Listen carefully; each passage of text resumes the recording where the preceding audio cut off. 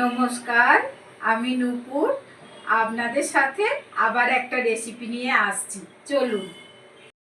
নমস্কার, আজ আমি আপনাদের বানিয়ে দেখাবো ছানার পায়েস, খুব সহজ উপায়ে এবং ঘরে থাকা সমস্ত উপকরণ দিয়ে।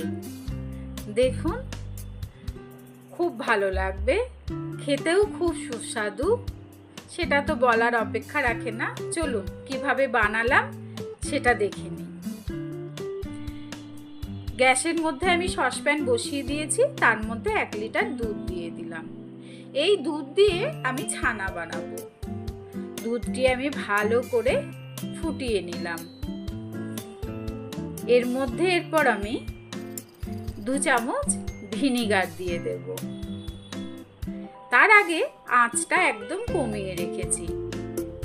কমিয়ে আলতো হাতে দুধটা নাড়তে থাকলাম। ছানা আমার তৈরি। এবার ছানাটি আমি ছেঁকে নিলাম, তারপর ভালো করে ধুয়ে নিলাম। যেহেতু ভিনিগার দিয়ে তৈরি করেছি, একটু যেন ভিনিগারের স্বাদগন্ধ কিছু না থাকে। এদিকে আর একটি প্যান বসিয়ে আমি ছানাটা ওখানে দিলাম, আর তার সাথে দিয়ে দিলাম 1 চামচ ঘি। হালকা একটু রোস্ট করে নিলাম, যাতে ছানাটার মধ্যে যেটুকু জল আছে সেই জলটা যেন শুকিয়ে যায়। রোস্ট করে আমি ওটা সরিয়ে রাখলাম। তারপরে ওভেনের মধ্যে একটা কড়া বসিয়ে দিলাম। তার মধ্যে দিয়ে দিলাম 1/2 লিটার ফুল ক্রিম দুধ। দুধটি ভালো করে ফুটিয়ে নেব। ভালো করে ফুটে গেলে ওর মধ্যে আমি দেব 100 গ্রাম গুঁড়ো দুধ। ভালো করে মিক্সড করে নেব দুধটি। তারপর একটু যখন গাঢ় হয়ে আসবে, তার মধ্যে আমি দিয়ে দেব 50 গ্রাম মতন চিনি।